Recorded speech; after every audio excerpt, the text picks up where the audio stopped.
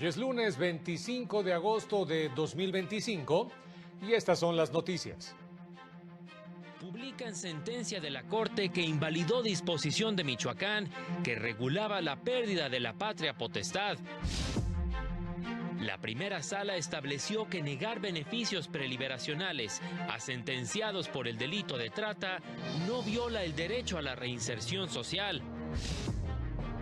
Juzgado de Distrito ordena garantizar servicios de drenaje y alcantarillado a habitantes de colonia en Cajeme, Sonora. El magistrado de la Mata Pizaña propone confirmar validez de elección del Tribunal de Disciplina Judicial. Hola, ¿qué tal? ¿Cómo le va? Qué gusto saludarle. Muy buenas tardes, bienvenido, bienvenida a la información jurídica más importante este arranque de semana. Soy Oscar González y a nombre de todo este equipo de trabajo les saludamos con mucho gusto, Eusiri Rostro, en la interpretación en lengua de señas mexicana. Vámonos con todas las noticias. La Suprema Corte invalidó una disposición de Michoacán que regulaba la pérdida de la patria potestad. Veamos los detalles. La Suprema Corte publicó la sentencia del Pleno en la acción de inconstitucionalidad 85/2023, en la que invalidó el artículo 178 cuater, tercer párrafo del Código Penal del Estado de Michoacán. El Pleno invalidó la porción que establecía así como la pérdida de los derechos que tengan respecto de las víctimas directas e indirectas, incluidos los de carácter sucesorios, patria potestad de hijas e hijos. La Corte estimó que la pérdida de la patria potestad y derechos sucesorios eran inconstitucionales por imponer penas fijas prohibidas por los artículos 14 y 22 constitucionales, ya que el legislador debe establecer un sistema que permita al juzgador individualizar las penas, en atención a la responsabilidad del sujeto implicado y a las circunstancias del asunto. Además, en el caso de la pérdida de derechos sucesorios, se violaba el principio de taxatividad, ya que no explicaba a qué derechos aludía, si eran de alimentación, filiación, sucesorios o de guardia o custodia, entre otros. Tampoco establecía el plazo de la pérdida de dichos derechos y dejaba al arbitrio de la persona juzgadora imponer la sanción aplicable. En este asunto, la Corte determinó que el Congreso de Michoacán no estaba obligado a realizar una consulta a infantes y adolescentes ni a mujeres. Además, determinó que el delito de violencia vicaria no implica una doble tipificación de este ilícito, al estar previsto en el delito de violencia familiar, porque ambos tipos penales están claramente diferenciados. Con información de José Luis Guerra García para el canal del Poder Judicial de la Federación. La Corte también publicó la sentencia del Pleno, esto en la acción de inconstitucionalidad 177 y su acumulada 178, ambas de 2020, en la que invalidó reformas a la ley sobre la organización y funcionamiento internos del Congreso de Tamaulipas. El Pleno invalidó el decreto en cuestión porque durante su aprobación se incurrió en violaciones graves al procedimiento legislativo, porque el artículo 3º, numeral 3 de la mencionada ley, establece que las normas de su organización deben ser aprobadas por una mayoría calificada de 2/3 partes de sus integrantes. Sin embargo, en el caso, el presidente de la mesa directiva aprobó el decreto con solo 19 votos a favor y 1 en contra, cuando se requerían 24 de los 36 legisladores, con lo que se violaron, se indica, los principios de legalidad y democracia deliberativa. La primera sala estableció que la prohibición de otorgar beneficios preliberacionales a quienes son condenados por el delito de trata de personas no genera una distinción injustificada que se traduzca en una violación a los derechos de reinserción social y de igualdad. Recordó que el otorgar beneficios preliberacionales no constituye un derecho fundamental de las personas sentenciadas, sino una facultad legal sujeta a condiciones definidas por el legislador. Explicó que en ejercicio de su libertad configurativa para diseñar la política criminal, el legislador estimó razonable que ciertos delitos, por su gravedad e impacto que tienen en determinados bienes jurídicos, como la libertad, la salud y la integridad, ameritan un tratamiento más riguroso. Lo que tiene mayor relevancia cuando se involucra a personas menores de edad, porque en estos supuestos, las normas que restringen estos beneficios en caso de trata de personas responden no solo a proteger a las víctimas y prevenir la reincidencia, sino también a la obligación del Estado de garantizar el interés superior de la niñez, adoptando medidas reforzadas para salvaguardar sus derechos, lo que se alinea con la reinserción social y los compromisos internacionales asumidos por el Estado en materia precisamente de derechos humanos. La segunda sala de la Corte determinó que las resoluciones de la COFECE en el procedimiento administrativo que determina la responsabilidad de agentes económicos por la realización de prácticas monopólicas o concentraciones ilícitas tiene la calidad de firmes por Ministerio de Ley. Lo anterior de acuerdo con lo establecido en el artículo 134, primer párrafo de la Ley Federal en la materia, en relación con el diverso 356, fracción primera, y 357 del Código Federal de Procedimientos Civiles de aplicación supletoria. Explica que ni la Constitución ni la ley establecen algún recurso o medio de defensa ordinario de agotamiento obligatorio para combatir las resoluciones administrativas de la Comisión, sino que únicamente se prevé el amparo indirecto como medio extraordinario de impugnación. En consecuencia, las resoluciones administrativas en este caso sí tienen el carácter de firmes, a pesar de que en su contra proceda el amparo indirecto, ya que son emitidas por un órgano terminal de una determinada instancia, aun cuando no sea cosa juzgada material.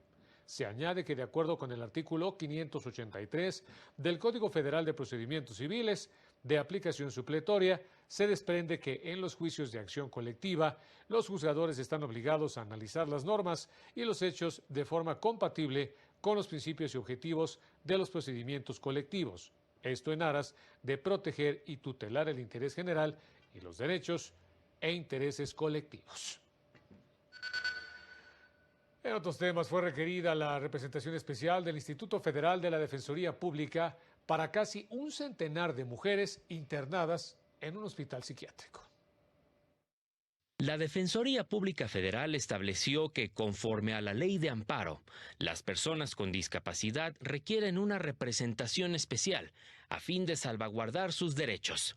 Ante ello, la segunda sala de la Corte requirió la representación especial del Instituto para casi 100 mujeres internadas en el Hospital Psiquiátrico Dr. Adolfo M. Nieto Tepexpan en el Estado de México, con el fin de garantizar su derecho a tomar decisiones propias y a una vida independiente de las personas con discapacidad.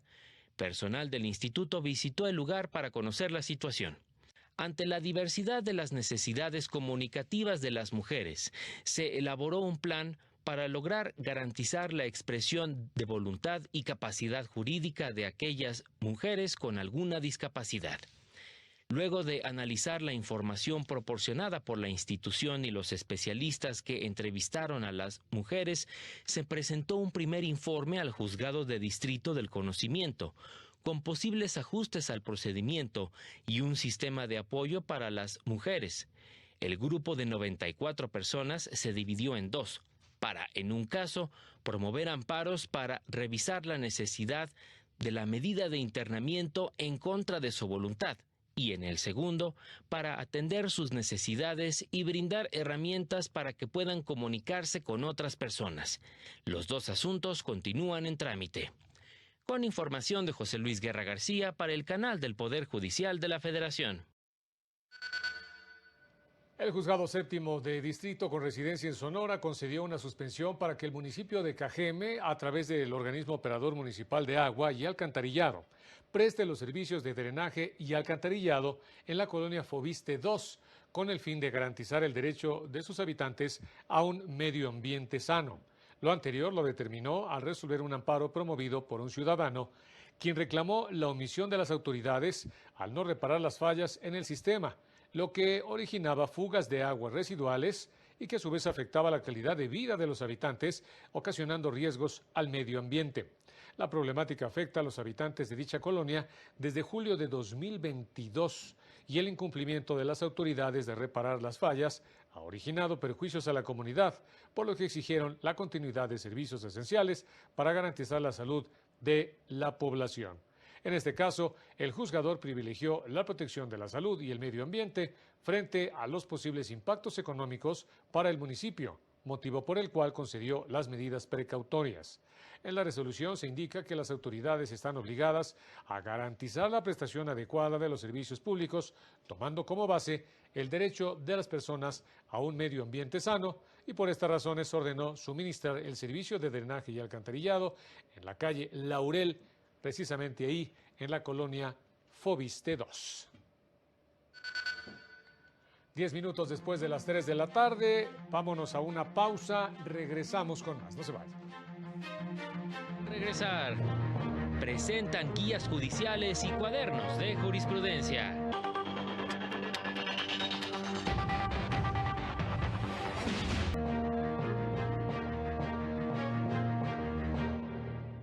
Efectivamente, ya estamos de regreso. Vámonos ahora a enlazar con mi compañero Mario López Peña, quien tiene información importante sobre guías judiciales. Adelante, Mario, con tu reporte. ¿Qué tal? Muy buenas tardes. Efectivamente, se llevó a cabo la presentación de las guías de conducción de audiencias en materia de extradición y de ejecución de sanciones, así como del cuaderno de jurisprudencia en materia de reinserción social. Trabajo respectivamente el Consejo de la Judicatura Federal y del Centro de Estudios Constitucionales de la Suprema Corte de Justicia.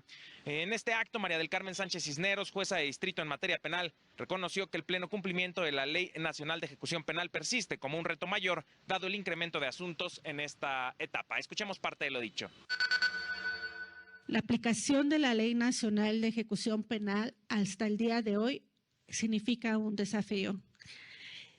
Cada vez, desde que se crearon los juzgados especializados hasta el día de hoy, los asuntos han ido en aumento.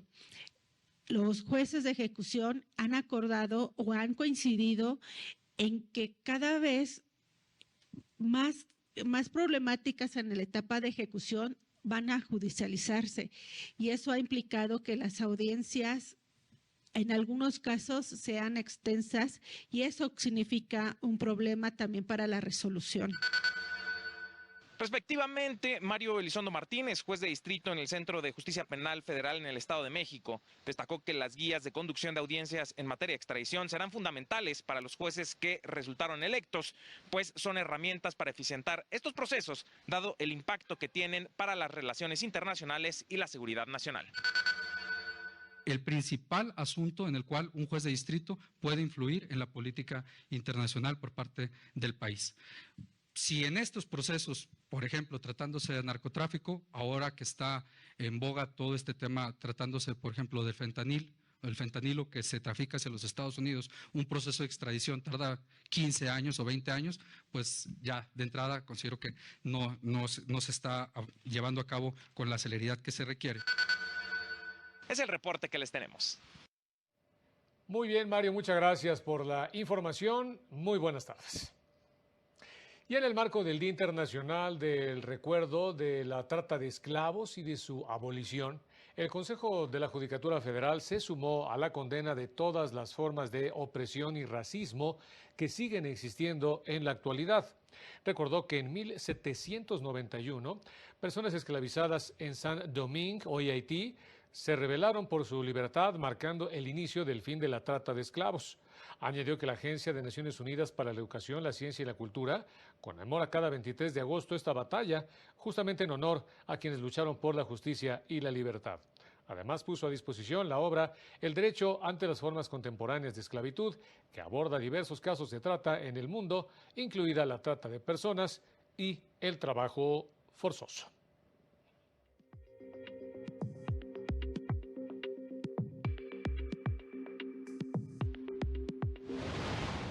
El Poder Judicial de Tlaxcala inauguró 6 nuevas salas de oralidad en el Distrito Judicial de Sánchez Piedras, con lo que suman un total de 14 salas en la entidad, equipadas y remodeladas con los más altos estándares en la materia, para brindar una justicia más ágil y cercana. El juzgado especializado en juicios de paternidad del Poder Judicial de Oaxaca amplió su competencia para conocer de juicios de adopción, con lo que se consolida como la primera autoridad judicial en el Estado, especializada en la protección de los derechos de niñas, niños y adolescentes en materia de filiación y familia. Al rendir su informe de labores, la magistrada presidenta del Poder Judicial de Durango, Patricia Galván Gutiérrez, destacó que en el último año se iniciaron 38.855 juicios en los órganos de primera instancia y 2.129 en segunda instancia, un incremento de 3.415 nuevos asuntos, de entre los cuales se concluyeron más de 23.000 procesos. El juzgado móvil del Poder Judicial del Estado de México se trasladó al municipio de Temascaltepec para acercar más de 20 servicios a la población a través de las caravanas itinerantes por la justicia social, con el fin de realizar trámites de manera ágil y sin traslados. El Tribunal Electoral dio a conocer el proyecto del magistrado Felipe de la Mata Pizaña con el que propone resolver el juicio de inconformidad promovido por Verónica Patricia Gómez Schulz, un recurso en el que pide invalidar el acuerdo del INE que declaró la validez y entrega de las constancias de mayoría a los candidatos vencedores de la elección de magistraturas del Tribunal de Disciplina Judicial. La promovente pide invalidar dicha elección porque argumenta que se registraron al menos 3 irregularidades que son la participación atípica en 1.200 casillas, la relación sospechosa entre participación y resultados y por último dicen el uso de acordeones que según se indica funcionaron como propaganda ilegal. Se advierte asimismo que todas las personas incluidas en los acordeones más populares ganaron, lo que hace evidente que hubo un voto coordinado y no un voto libre. El proyecto del magistrado de la Mata Pizaña propone a su vez confirmar la declaración de validez y la entrega de las constancias de mayoría a los candidatos triunfadores, pues advierte que los argumentos de la actora son infundados e inoperantes, ya que las pruebas presentadas no acreditan las presuntas violaciones graves y tampoco demuestran los hechos denunciados. La consejera del INE, Norma de la Cruz Magaña, llamó a retomar las elecciones aprendidas en las recientes elecciones judiciales federal y en 19 entidades. Recordó que uno de los retos en los pasados comicios fue la definición de la geografía electoral, lo que deberá tomarse en cuenta en la elección judicial de 2027 para renovar al resto del Poder Judicial Federal y en las 3 entidades restantes, sobre todo en aquellos lugares en donde no se ha tomado justamente esa decisión.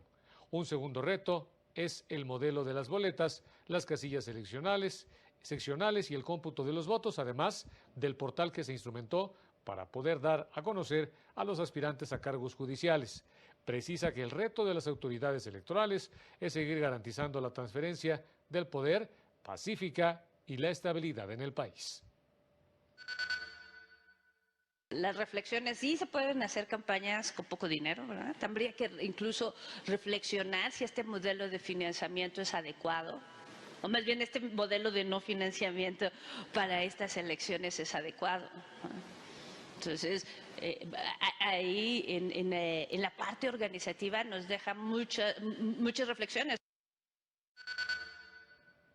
El Instituto Electoral de la capital del país aseguró que logró superar retos y desafíos en la pasada elección judicial extraordinaria local, a pesar del tiempo limitado que se estableció y el nuevo marco legal. La consejera Celia Hernández Cruz indicó que en la elección judicial local se consideró a la capital del país como una sola circunscripción dividida en 11 distritos electorales, lo que implicó distribuir el total de las candidaturas en 3 boletas distintas. Recordó que solo el caso de los integrantes del Tribunal de Disciplina se votó en toda la Ciudad de México. Indicó que para facilitar el cómputo de votos se decidió que solo en las mesas de votación se clasificaran los sufragios y en las direcciones distritales distintos grupos de trabajo se encargaron de llevar a cabo el cómputo respectivo, lo que calificó como un éxito. El magistrado José Luis Ceballos Daza aseguró que la libertad de expresión y el derecho a la información son pilares de la democracia deliberativa. En el marco del 8º ciclo de diálogos democráticos organizados por la Sala Regional Ciudad de México, se abordó el tema Medios, Redes y Democracia en México entre la deliberación y la desinformación, en donde el magistrado Ceballos Daza recordó que los medios y plataformas tienen el deber social de garantizar información plural para que la ciudadanía pueda tomar decisiones informadas. Los participantes recordaron que la libertad de expresión debe ejercerse en equilibrio con principios como la equidad en la contienda, el voto libre e informado y el derecho de las mujeres a una vida libre de violencia. Tienen, como lo he señalado, la Corte Interamericana, un propósito y una función social para garantizar que la sociedad pueda acceder a información plural, veraz y oportuna. Y en esa medida ejercen un deber reforzado: comunicar con responsabilidad y fomentar un debate público abierto y robusto. Entonces, conectan con mensajes de odio a través de los valores y a través de las cosas que son importantes para las personas, y así es como han logrado llegar a poder y a tener como a jalar la narrativa hacia donde ellos quieren y donde les conviene. Y expertos enfatizaron la urgencia de centrar las discusiones sobre un sistema de cuidados en México que a su vez permita la inserción laboral de las mujeres. Contar con un servicio de cuidado para la infancia hasta 3 años puede duplicar la probabilidad de las mujeres que nacieron en pobreza de salir de ese estado, revelaron investigadores durante una charla en línea convocada por la organización Acción Ciudadana frente a la Pobreza. Reiteraron la urgencia de centrar las discusiones sobre un sistema de cuidados en México que permita la inserción laboral de las mujeres, pues representaría un piso parejo para aumentar su movilidad social. No solamente es un asunto de inserción, también es un asunto de cómo nos insertamos las mujeres al mercado laboral, ¿verdad? O sea, muchas se ven obligadas a agarrar trabajos de tiempo parcial. ¿Por qué? Porque justamente tienen que cumplir con ambas obligaciones. Entonces, no solamente es no poder acceder, sino cuando accedes tener tiempo parcial, y con las repercusiones que esto tiene también en prestaciones, en seguridad social, que eso sí son indicadores, ¿no? Muy importantes de la medición de la pobreza. Reconocieron que la reducción en la incidencia de la pobreza en México, reportada por el INEGI, que pasó de 43 a 30%, es sin duda una muy buena noticia. No obstante, existen otros factores más allá del incremento en el salario mínimo que tendrían que atenderse para que dichos resultados impacten verdaderamente en la reducción de la pobreza intergeneracional, entendida como la probabilidad que tienen las personas de salir de la pobreza cuando nacieron en dicho contexto. Es decir, todavía a día de hoy, 75%, para ser exactos, 73% de las personas que nacen en condición de pobreza permanecen en esa condición de pobreza durante su vida adulta, ¿no? Y eso, en términos de los mecanismos que lo explican, está íntimamente ligado con el tamaño de la desigualdad de oportunidades vigente en México. Desigualdad que subrayaron afecta mayormente a las mujeres. Para el canal del Poder Judicial de la Federación, Lorena Sánchez Cabrera. Oiga, ¿usted le han clonado su tarjeta? Pues resulta que, de acuerdo con la Conducef, durante 2024 se registró un total de 39,486 reclamaciones por cargos no reconocidos, lo que confirma justamente que la clonación y el fraude siguen siendo riesgos latentes para los usuarios de tarjetas de crédito y de débito.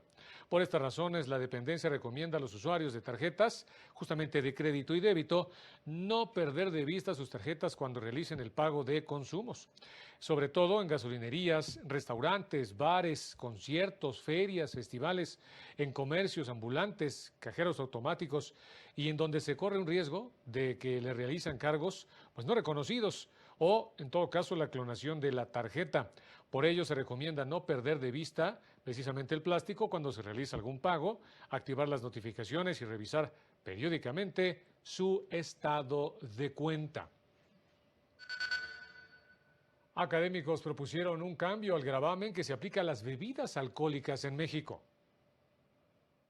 Un cambio en el esquema de tributación a las bebidas alcohólicas en México podría aumentar significativamente la recaudación del impuesto especial sobre producción y servicios, al reducirse las posibilidades de evasión.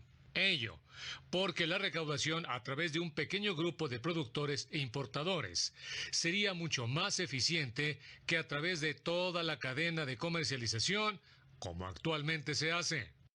Pero si lográsemos eliminar la evasión es lo que está en el otro recuadro rojo. Y noten que aquí recaudaríamos en el último año hasta 118,000 millones de pesos en lugar de los 76,000. Eso les da una idea de la magnitud de lo que se podría recaudar en adición si se lograse eliminar la evasión con una tarifa como esa. Durante el conversatorio Optimización del esquema fiscal de las bebidas alcohólicas, propuesta de reforma, se informó que el IEPS a estos productos varía según su graduación etílica, pero va del 26 al 53%, en tanto que la recaudación asciende a los 80,000 millones de pesos. Me parece a mí que necesitamos tener un consenso nacional de que todo lo que estemos recaudando pudiera llevarnos a una reforma de la ley de presupuesto y responsabilidad hacendaria para que esto esté etiquetado directamente al financiamiento del sistema de salud. El consumo de bebidas alcohólicas es algo bastante normalizado en el país. E incluso la sociedad promueve su consumo, ¿no? Las fiestas, los amigos, la familia, celebraciones religiosas. Entonces se trata de un problema que creo que debemos debatir. En el Colegio de México añadieron que el gasto de los mexicanos en bebidas alcohólicas es de 71% en cerveza, seguido por tequila con 8%, vino 6% y whisky con 5%. Un ataque de las Fuerzas Armadas de Israel al hospital Nasser, ubicado precisamente al sur de Gaza, dejó al menos 20 personas muertas, entre ellas 5 periodistas que representaban a medios internacionales y que utilizaban el lugar para realizar sus enlaces en directo. Además, un rescatista de Defensa Civil, Imad Abdul Hakim Al-Shaer, también perdió la vida, reportó dicha organización a través de un comunicado que registró 7 heridos más entre sus trabajadores, mientras intentaban rescatar a los heridos y recuperar a los muertos.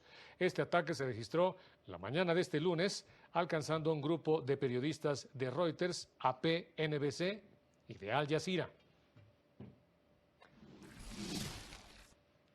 Y ya nos vamos, como siempre, muchas gracias por haber estado con nosotros. Manténgase pendiente de esta señal. Soy Oscar González. Nos vemos en la próxima.